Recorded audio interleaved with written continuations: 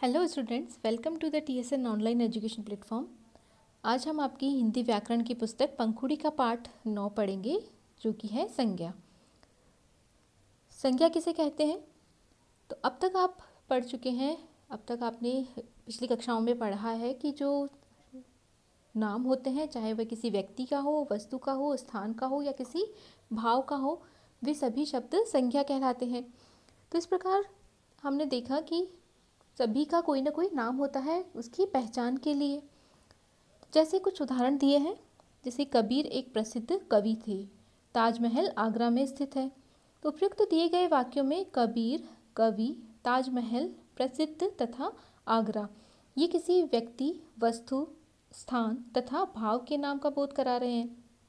यही शब्द संज्ञा कहलाते हैं। तो इस प्रकार हम संज्ञा की परिभाषा के लिए कह सकते हैं कि जो शब्द किसी व्यक्ति, वस्तु, स्थान, भाव का बोध कराए उसे संज्ञा कहते हैं। अब संज्ञा किसे कहते हैं ये तो हमने पढ़ लिया, लेकिन संज्ञा कितने प्रकार की होती है? तो यहाँ पे मुख्य रूप से 3 प्रकार की संज्ञा होती है। सबसे पहले जातिवाचक संज्ञा, व्यक्तिवाचक संज्ञा, दूसरा जातिवाचक संज्ञा और तीसरा भाववाचक संज्ञा। तो सबसे पहले हम जानते हैं व्यक्तिवाचक संज्ञा के बारे में, यानी प्रॉपर नाउन किसे कहते हैं। तो वे शब्द जो किसी व्यक्ति, प्राणी, वस्तु या स्थान, इसका विशेष का बोध कराते हैं। किसी पर्टिकुलर व्यक्ति का, किसी व्यक्ति विशेष के बारे में, प्राणी विशेष के बारे में या स्थान विशेष के बारे में जिसका कोई नाम हो, उसके बारे में बताया जाता है, तो वहाँ पर व्यक्तिवाचक संज्ञा होती है। जैसे व्यक्ति के उदाहरण में हम लेते हैं, जैसे रोहित, अरुण, अभिषेक, कविता, हर्ष, प्रिया, जो कि किसी विशेष व्यक्ति के बारे में, जिनका ये नाम है, उसके बारे में बता रहे हैं। इसी प्रकार वस्तु, जैसे गुरु ग्रंथ, रामायण, महाभारत, बाइबल, कुरान या इसी तरह की कोई विशेष जो वस्तु है, या फिर फाउंटेन पेन, या फिर किसी विशेष चीज़ के बारे में बताते हैं जिसका कोई नाम होता है पर्टिकुलर, उसे व्यक्तिवाचक संज्ञा कहते हैं। इसी प्रकार स्थान में, जैसे दिल्ली, हरिद्वार, जयपुर, शिमला आदि, जो कि एक ही है अपने आप में, इसी के नाम के कई और शहर नहीं है, तो वहाँ पर स्थान विशेष के बारे में बताया जा रहा है। तो जब हम किसी व्यक्ति विशेष, वस्तु या स्थान विशेष के बारे में बताते हैं तो वहाँ पर व्यक्तिवाचक संज्ञा होती है। इसी प्रकार जब ऐसे संज्ञा शब्द जिनका किसी समूह या जाति विशेष का बोध कराने के लिए प्रयोग में लाते हैं, उन्हें जातिवाचक संज्ञा कहते हैं। जैसे पर्वत, देश, नगर, पुरुष, लड़की आदि। तो यहाँ पर हमने हिमालय नहीं कहा, अरावली नहीं कहा है, केवल हमने पर्वत कहा है, तो इसका मतलब सभी पर्वतों के बारे में बात की जा रही है। इसी प्रकार यहाँ हमने भारत नहीं कहा, इंडिया नहीं कहा, या फिर हमने अमेरिका, ब्रिटेन, रूस, चाइना, इनके बारे में नहीं कहा, बल्कि केवल देश कहा है, जो कि कोई भी देश हो सकता है।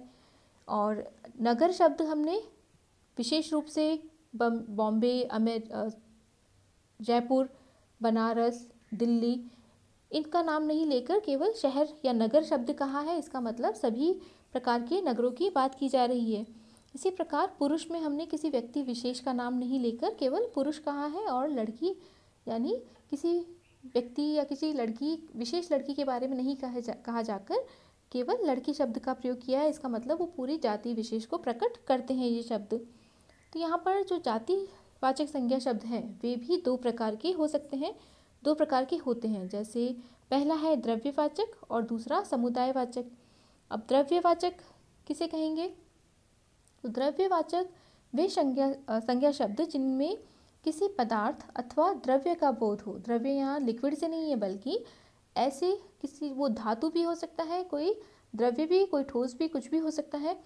तो यहाँ पर उनके लिए प्रयोग में लाया जाता है जिन्हें हम गिन नहीं सकते। वहाँ केवल उन्हें उनका परिमाण लिया जाता है, उन्हें तोला जा सकता है।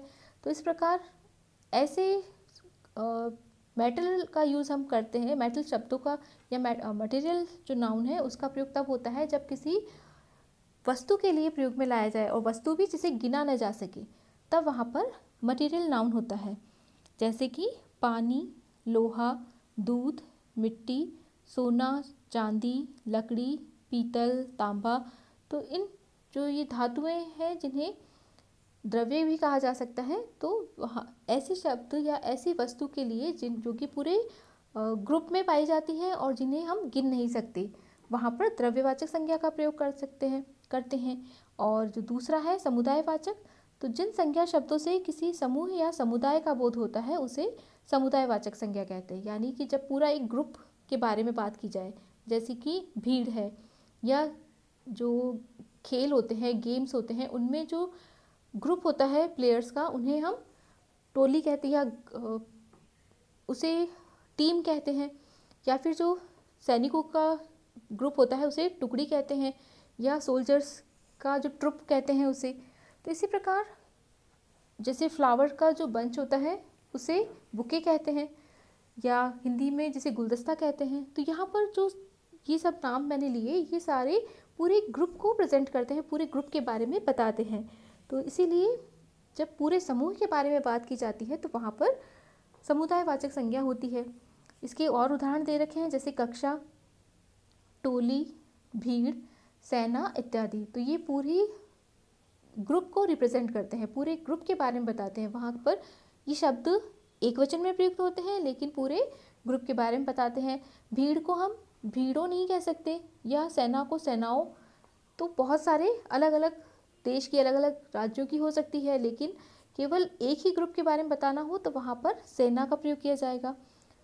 टोली कुछ ग्रुप के कुछ लोगों से ही बनती है। तो इस प्रकार ये बहुवचन होते हुए भी एक वचन के रूप में प्रयोग में लाई जाती है, और इसकी विशेषता होती है कि ये पूरे एक ग्रुप को बताती है, ग्रुप के बारे में, समुदाय को का बोध कराती है। अगला शब्द है भाववाचक संज्ञा। जिस संज्ञा शब्द से किसी व्यक्ति या वस्तु के गुण, दोष, भाव अथवा दशा इत्यादि का बोध हो उसे भाववाचक संज्ञा कहते हैं। यानी किसी की विशेषता बताई जा रही हो उसमें, या उसकी जो फीलिंग्स के बारे में बताया जा रहा हो, उसकी दशा के बारे में बताया जा रहा हो, तो वहाँ पर भाववाचक संज्ञा होती है। अब ये कैसे हम पहचानेंगे? जैसे मीठा शब्द संज्ञा शब्द है, लेकिन उसकी जो मीठा कितना है या मीठा है या नहीं, इसको पहचानने के लिए इसके बारे में जब मिठास शब्द का प्रयोग किया जाता है तो पता चलता है कि उसकी जो विशेषता है ये मीठी है या मीठा वस्तु है, उसके बारे में कहा जा रहा है। तो इसकी एक तरह से ये भाव बताते हैं, गुण दोष बताते हैं, तो वे शब्द भाववाचक संज्ञा कहलाते हैं। इसी प्रकार प्यास, हंसी, बचपन और माधुर्य, ये सभी जो भाव बताते हैं, किसी वस्तु का दोष या गुण बताते हैं। उसकी जैसे बचपन शब्द है तो वह अवस्था का बोध कराता है। तो इस प्रकार ये शब्द जो भाववाचक संज्ञा कहलाते हैं, जो कि भाव को, उसकी विशेषता को, गुण दोष के बारे में बताते हैं। और कुछ शब्द ऐसे भी होते हैं जो मूल रूप से ही संज्ञावाचक होते हैं, भाववाचक होते हैं, और कुछ अलग अलग प्रकार के शब्दों से हम भाववाचक संज्ञाएं बना भी सकते हैं जो मूल रूप से भाववाचक होते हैं, जैसे सत्य, दया, ज्ञान और जन्म। ये सभी शब्द भाववाचक मूल रूप से है, जबकि और भी ऐसे शब्द हैं जो संज्ञा शब्द हो सकते हैं, सर्वनाम शब्द हो सकते हैं। संज्ञा शब्दों में जातिवाचक संज्ञा भी है, और विशेषण शब्द हैं, अव्यय शब्द हैं, जिनसे हम भाववाचक संज्ञा बना सकते हैं। इनके बारे में हम पढ़ेंगे नेक्स्ट वीडियो में।